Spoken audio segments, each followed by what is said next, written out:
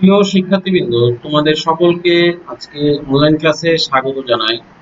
তোমরা যে যেখানে আছো সুস্থ সুন্দর নিরাপদে আছো এই আশাবাদ ব্যক্ত করে আমি বায়োলজি ক্লাসটি নিয়ে উপস্থিত হয়েছি।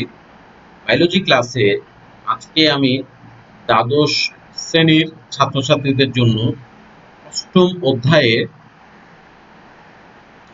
মস্তিষ্ক নিয়ে আলোচনা করব। মূলত আজকের এই ভিডিওতে আমি অগ্র মস্তিষ্ক নিয়ে আলোচনাটা করব। ঠিক আছে, তো এই অষ্টম অধ্যায়ের ইতিপূর্বে আমি কিন্তু 3টি ভিডিও আপলোড করেছি। এই ভিডিওগুলোতে তোমরা হয়তো নিউরনের গঠন সম্পর্কে জানতে পেরেছো, বিস্তারিত আলোচনা জেনেছো।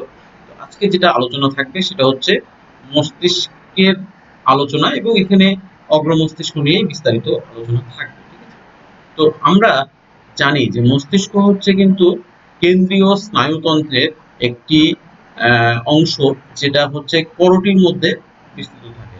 আমাদের যে এই যে মস্তিষ্ক, হ্যাঁ, এই যে আমাদের এই মাথার যে অংশটা, এটাকেই মস্তিষ্ক বলা হয় বা ব্রেইন আমরা যেটা বলে থাকি। তো এটা কিন্তু একটা করটির মধ্যে এক ধরনের অংশ, যেটা হচ্ছে স্নায়ুতন্ত্রের একটা বিশেষ গঠন। হ্যাঁ, তো এই স্নায়ুতন্ত্রটা আমাদের মানে দেহের সকল ধরনের সমন্বয় নিয়ন্ত্রণ করে থাকে। ঠিক আছে, তো এটা কিন্তু ভ্রূণ অবস্থায় সুষমকাণ্ডের শীর্ষভাগে আহ, অগ্রবর্তী দণ্ডাকার অংশে ভাঁজ হয়ে পরপর 3টি বিষমাকৃতির স্থিত গঠন, অর্থাৎ কিনা যে এই আমরা যখন এই ভ্রূণ অর্থাৎ মাতৃগর্ভে থাকি, হ্যাঁ, ঠিক তার সেই অবস্থাতেই কিন্তু এই মস্তিষ্কটা গঠিত হতে শুরু করে, এবং এটা মূলত 3টি অংশে গঠিত হয়ে থাকে। এটা হচ্ছে অগ্র মস্তিষ্ক, মধ্য মস্তিষ্ক এবং পশ্চাৎ মস্তিষ্ক নিয়ে গঠিত হয়ে থাকে। ঠিক আছে, তো আমরা একটু দেখি। দেখো, আমি যেটা বললাম সেটা হচ্ছে যে এই যে কেন্দ্রীয় স্নায়ুতন্ত্রের একটা স্ফীত অংশ, যেটা করটির মধ্যে অবস্থান করে, এবং এই মস্তিষ্কটা ভ্রূণ অবস্থাতেই কিন্তু তৈরি হওয়া শুরু হয়, এবং এটা 3টি মানে ভাগে বিভক্ত হয়ে থাকে। একটা হচ্ছে অগ্র মস্তিষ্কের অংশ, মধ্য মস্তিষ্কের অংশ এবং পশ্চাৎ মস্তিষ্কের অংশ।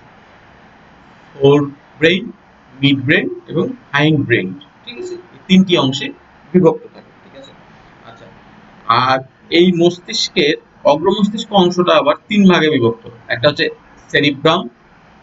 সেরিব্রাম হচ্ছে ঠিক উপরের দিকের যে অংশটা, সেটা সেরিব্রাম। তারপর হচ্ছে থ্যালামাস এবং হাইপোথ্যালামাস। মধ্য মস্তিষ্কটাও আবার 3টি ভাগে বিভক্ত। এই ভাগগুলোর মধ্যে হচ্ছে সেরেব্রাল পেডাঙ্কল, কর্পোরা কোয়াড্রোজিমেনিয়া এবং হচ্ছে সেরেব্রাল অ্যাকুইটাক্ট। এই 3টি অংশ। আর পশ্চাৎ মস্তিষ্কের যে অংশটা, সেটা হলো সেরেব্রাম, পন্স এবং মেডুলা অবলঙ্গাটা। তো এই হচ্ছে 3টি অংশ নিয়ে মস্তিষ্কটা মূলত গঠিত। ঠিক আছে, তো আমরা আজকে যে আলোচনাটা করব সেটা হচ্ছে অগ্র মস্তিষ্ক নিয়ে। অগ্র মস্তিষ্কটা সেরেব্রাম, থ্যালামাস এবং হাইপোথ্যালামাস অংশ নিয়ে গঠিত। এর মধ্যে একটা কথা বলে রাখা ভালো যে মস্তিষ্ক মূলত কিন্তু 1500 ঘন সেন্টিমিটার স্থান দখল করে থাকে, এর আয়তন আর কি। হ্যাঁ, এবং এর ভেতরে প্রায় 100 বিলিয়ন নিউরন বিদ্যমান থাকে। ঠিক আছে, তাহলে মস্তিষ্ক দেখো এই ছোট্ট একটা অংশের মধ্যে কিভাবে এরা চাপাচাপি করে অংশগ্রহণ করে, মানে মানে বিস্তৃত থাকে। এই যে দেখতেছো যে ঢেউয়ের মতো অংশ এখানে ভাঁজ হওয়া, এই ভাঁজ হয়ে হয়ে অবস্থান করে। ঠিক আছে, আমরা একটা ভিডিও দেখে আসো। In this video, I'm going to talk about the cerebral এটা কিন্তু অগ্র cortex. মস্তিষ্কের The cerebral সেরেব্রাম নিয়ে আলোচনা, cerebrum cortex, cortex. and that's the layer of gray matter on the outside of the cerebrum. So here we're looking at a brain from the left side, and there's been some colors drawn in here, but this is all gray matter cortex on the outside of the cerebrum. And down here's the cerebellum, and here's the brainstem. And the cerebral cortex has these ridges and these grooves on its surface. It's kind of all wrinkled up and folded up. And these ridges, like let me just pick this one right here, these ridges are called. দেখো, এখানে কিন্তু সেরেব্রামটাকে বলা হচ্ছে যে cerebrum cortex. হ্যাঁ, এবং এই cerebrum কর্টেক্সটা মূলত হোয়াইট ম্যাটার এবং গ্রে ম্যাটার নিয়ে গঠিত। এই কেন্দ্রীয় স্নায়ুতন্ত্রের ধূসর বর্ণের যে অংশটা, সেটাকে বলা হয় হচ্ছে গ্রে ম্যাটার, এবং কেন্দ্রীয় স্নায়ুতন্ত্রের যে অংশটা মায়োলিন যুক্ত স্নায়ুতন্ত্র নিয়ে গঠিত তাকে বলা হয় হচ্ছে white matter.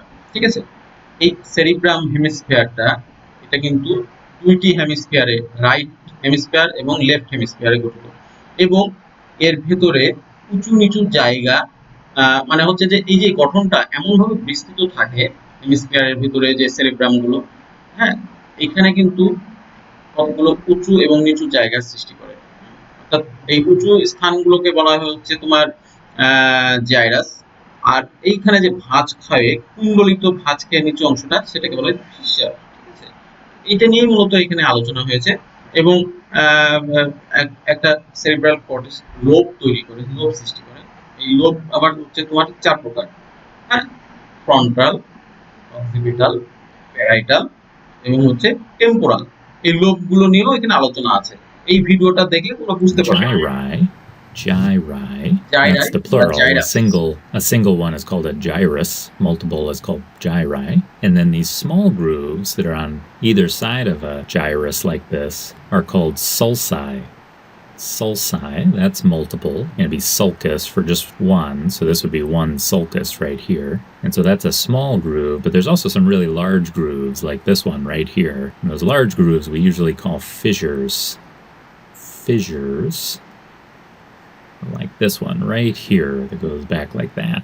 Now we divide the cerebral cortex into lobes, and we name them the same as the bones of the skull that are right over those areas of cerebral cortex.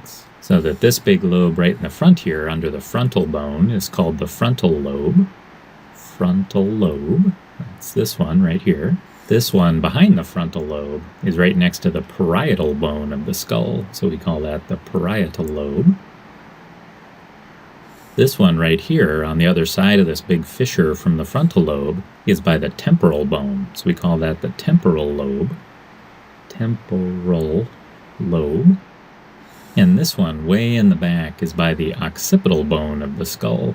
Occipital, so we call it the occipital lobe of the brain. There are some other areas of cerebral cortex we can't see with this illustration. Like if we pull apart this fissure right here, there's some in there. And on the other side, on the side in between the two cerebral hemispheres, there are some other areas. But when people talk about cerebral lobes, they're usually referring to one of these four, the frontal, parietal, temporal, or occipital lobes of the brain. And there's a lot going on in the cerebral cortex. It's really the most complex part of the entire nervous system, and the most complex types of information processing and functions of the nervous system occur in the cerebral cortex. So I'm just briefly going to touch on a couple of the functions of the cerebral cortex because there's so much going on, but I'll save lots of the other details for later videos. I want to mention a couple things about some of the senses and motor functions of the cerebral cortex.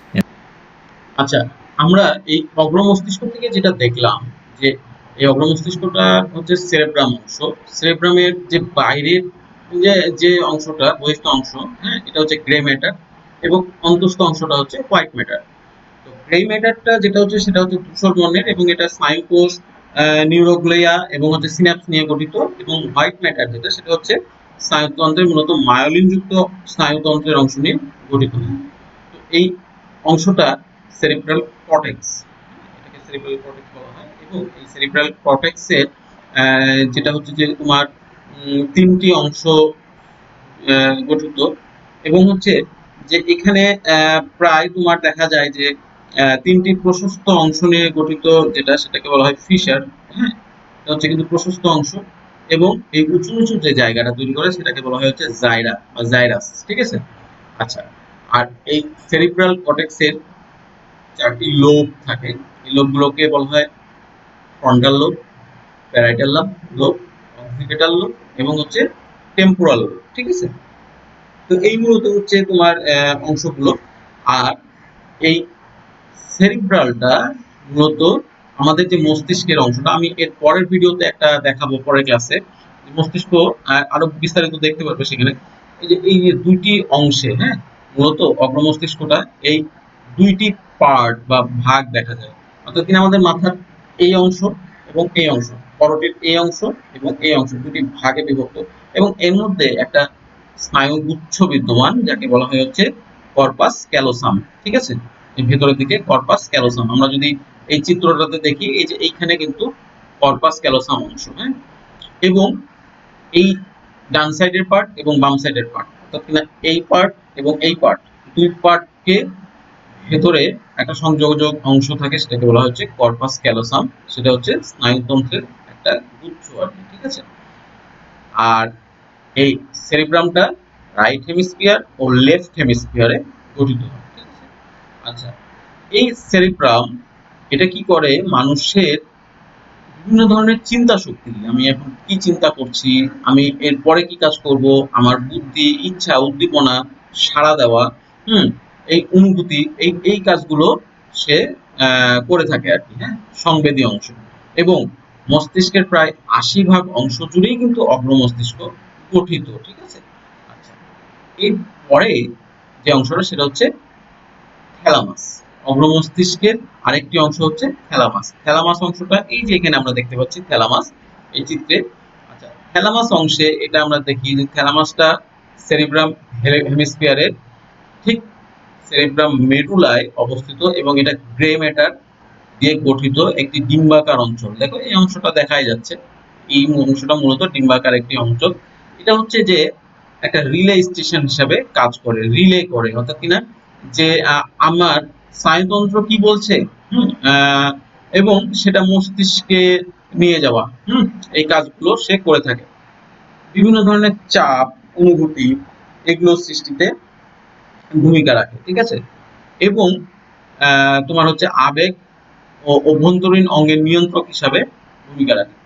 এই thalamus তাহলে কি করে, relay station হিসাবে কাজ করে, অর্থাৎ কিনা যে এটা জাস্ট রিলে করে আমি আমার স্নায়ু কি করলো বা স্নায়ুর অনুভূতি গুলো সেটা নিয়ে কোথায় দেয়, সেরেব্রামে দিয়ে দেয়, ঠিক আছে। আর এই চিত্রটাতে কিন্তু তোমরা সুন্দরভাবে দেখতে পাচ্ছ, হ্যাঁ, যে সেরেব্রামটা কিন্তু দেখো কিভাবে একে অপরের সাথে ভাঁজ খেয়ে সংযুক্ত আছে। তাহলে এইখানে কিন্তু আমরা দেখতে পাচ্ছি যে এই যে উঁচু জায়গাগুলো সেটা কিন্তু হচ্ছে জাইরাস, আর ভেতরের দিকে অংশগুলো হচ্ছে ফিশার, আর এগুলো কিন্তু হচ্ছে লোব, এই যে ফ্রন্টাল লোব, ঠিক আছে, অক্সিপিটাল লোব, হ্যাঁ। এখানে কিন্তু এই লোবের অংশ এখানে আমরা দেখতে পাচ্ছি। তারপরে যে আমরা প্যারাইটাল লোব বললাম, তারপর হচ্ছে টেম্পোরাল লোব বললাম, এই অংশগুলো এখানে দেখা যাচ্ছে। আর ঠিক এই যে কেন্দ্রের অংশটা সেটা হচ্ছে কর্পাস ক্যালোসাম, ঠিক আছে। আচ্ছা, এটা গেল হচ্ছে অগ্র মস্তিষ্কের থ্যালামাস অংশ। আমি মূলত এখানে আলোচনা করলাম থ্যালামাস অংশ নিয়ে। যেহেতু এই চিত্রটাতে একটু ভালো মতো বোঝা যাচ্ছে সেরেব্রাম অংশ, সেরেব্রাম অংশ নিয়েও কিন্তু একটু আলোচনা করলাম। এরপরে হচ্ছে হাইপোথ্যালামাস, মস্তিষ্কের শেষ অংশ যেটা সেটা হচ্ছে হাইপোথ্যালামাস। ঠিক থ্যালামাসের পরের যে অংশটা সেটা হচ্ছে হাইপোথ্যালামাস। এটা ঠিক থ্যালামাসের নিচের দিকে গঠিত এবং এটা গ্রে ম্যাটারে নির্মিত ১ ডজন পৃথক অঞ্চল নিয়ে গঠিত হয়। ১ ডজন মানে কি, প্রায় ১২টি পৃথক অঞ্চল নিয়ে গঠিত হয়, আলাদা আলাদা অঞ্চল বিদ্যমান থাকে এখানে। এর কাজ হচ্ছে স্বয়ংক্রিয় স্নায়ুকেন্দ্রের কেন্দ্র হিসাবে কাজ করে এবং আমার ক্ষুধা, ঘাম, আমার রাগ, বিভিন্ন ধরনের মানে মানে ধরো যে অনুভূতিগুলো, যেমন হচ্ছে যে আমি প্রচন্ড রেগে গেলাম, আমি প্রচন্ড আবেগে আপ্লুত হয়ে গেলাম, কেঁদে দিলাম, হুম, হাসলাম জোরে করে, এর কেন্দ্র বিন্দু হচ্ছে এই হাইপোথ্যালামাস। এ এই নিয়ন্ত্রণগুলো করে থাকে। প্রচন্ড ঘুম আমার আসলো, এই ঘুমের তাড়না সৃষ্টি করে হচ্ছে এই কেন্দ্রীয় স্নায়ুতন্ত্রের অগ্র মস্তিষ্কের হাইপোথ্যালামাস অংশ, ঠিক আছে। তাহলে আমরা আজকের ক্লাসে যেটা পড়লাম সেটা হচ্ছে অগ্র মস্তিষ্ক নিয়ে আলোচনা করলাম। অগ্র মস্তিষ্কে আমরা যেটা দেখলাম যে দেখো অগ্র মস্তিষ্ক মূলত হচ্ছে এই যে মস্তিষ্ক আমাদের ব্রেইন, এই ব্রেনটা আমরা যদি দেখি, প্রথমে আমি বলেছি যে ব্রেন কি, ব্রেন হচ্ছে স্নায়ুতন্ত্রের যে স্থিত অংশ যেটা করটির মধ্যে অবস্থান করে সেটাকেই বলা হয় হচ্ছে ব্রেইন। এবং এই ব্রেইনটা কিন্তু মাতৃগর্ভে ভ্রূণাবস্থায় থেকে সৃষ্টি হওয়া শুরু হয় এবং ৩টি পৃথক অঞ্চলে বিভক্ত হতে থাকে। একটা হচ্ছে অগ্র মস্তিষ্ক অংশ, মধ্য মস্তিষ্ক অংশ এবং পশ্চাৎ মস্তিষ্ক অংশ। এটা আয়তন প্রায় ১৫০০ ঘন সেন্টিমিটার হয়ে থাকে আমাদের দেহের। আর এখানে প্রায় ১০০ বিলিয়ন নিউরন বিদ্যমান থাকে, ঠিক আছে। অগ্র মস্তিষ্কে সেরেব্রাম, থ্যালামাস, হাইপোথ্যালামাস অংশ। সেরেব্রাম কিন্তু এই অগ্রমস্তিষ্কের প্রায় ৮০ ভাগ অঞ্চল জুড়ে, দেখো কতখানি বড় একটা অংশ। এবং এইখানে দুটি পার্ট থাকে, একটা হচ্ছে ডান হেমিস্ফিয়ার, একটা বাম হেমিস্ফিয়ার। এবং ডান ও বাম হেমিস্ফিয়ার, এই যে রাইট হেমিস্ফিয়ার ও লেফট হেমিস্ফিয়ার, এই দুটির কেন্দ্রে একটা স্নায়ুগুচ্ছ থাকে, সেটাকে বলা হয় হচ্ছে কর্পাস ক্যালোসাম। ঠিক আছে, এই দুটি অংশকে সংযোজক অংশ, সেটা হচ্ছে কর্পাস ক্যালোসাম। ঠিক আছে।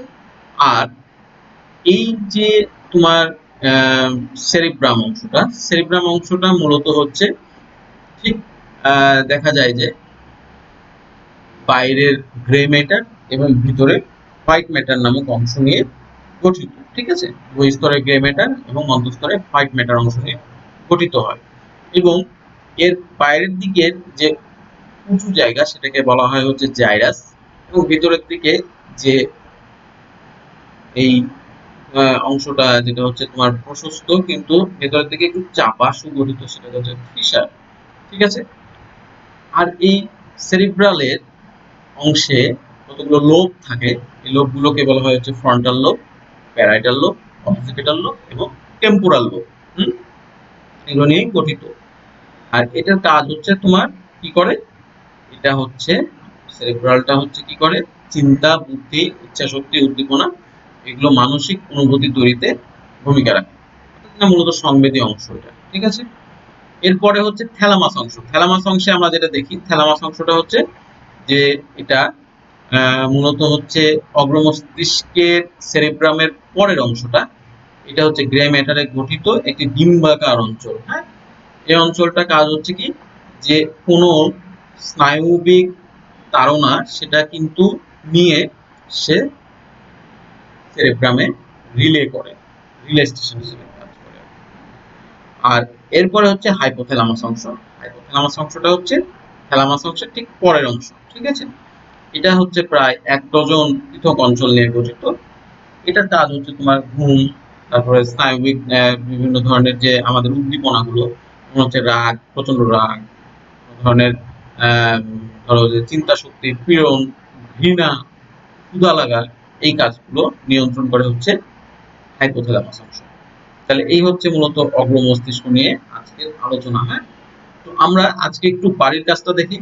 বাড়ির কাজ তোমরা যেটা করবে সেটা হচ্ছে যে অগ্র মস্তিষ্ক কি, কত প্রকার ও কি কি, অগ্র মস্তিষ্কের বিভিন্ন অংশের নাম ও বর্ণনা। ঠিক আছে, খুবই সহজ একটা কাজ, এটা তোমরা করবে এবং পরবর্তীতে আমরা দেখবো আর কি খাতাটা। তো তোমাদের সকলকে ধন্যবাদ জানিয়ে হাস্যোজ্জ্বল জীবন হোক তোমাদের, এই আশাবাদ ব্যক্ত করে আমি